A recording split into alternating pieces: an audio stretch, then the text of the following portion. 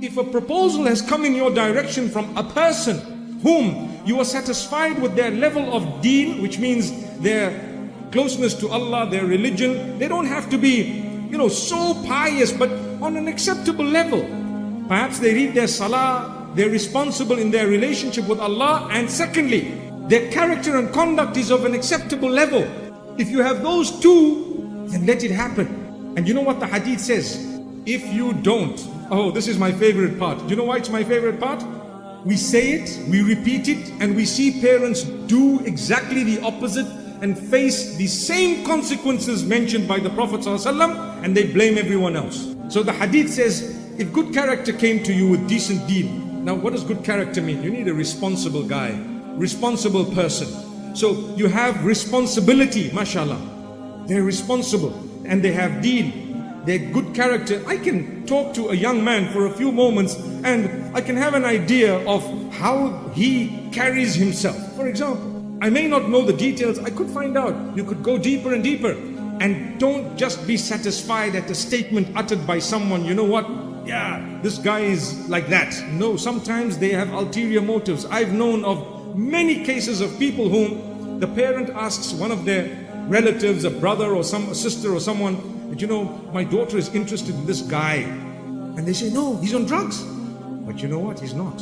So why did they say that? Because they were eyeing out the same child for their daughter. Subhanallah, wow. It's a reality. You may not like what I just said. There are some from amongst you who are really, really in that situation. Subhanallah. Where people just come and say nasty things. They've said it about me and about you. Anything they can say. This guy is like this guy promotes violence, he hates it, and you know it's not true. It's absolutely false. But why do they say it? Because of some weakness they have. You need to help them. The problem is you've just destroyed someone's life by lying. You speak the truth.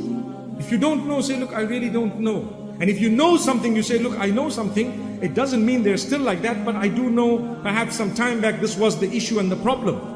But the difficulty is as soon as the child raises an issue at home that, I'm interested in someone, close it. Why? We're living in a world where we interact with people. You probably have the best child. It doesn't mean that because she has come up or he has come up to you with some suggestion from the school or the workplace that they're already having an affair. It doesn't mean that.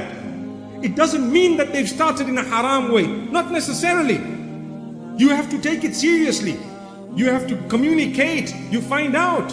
And if that person happens to be genuine, if that person, no matter who they are, where they come from, if they happen to be genuine, sincere, guess what? You're going to have an uphill task trying to say no now, because you have Allah and His Rasul on one side and you have your ego on the other. Subhanallah. Like I said, you might have had your dream, but you have to adjust it as time passes.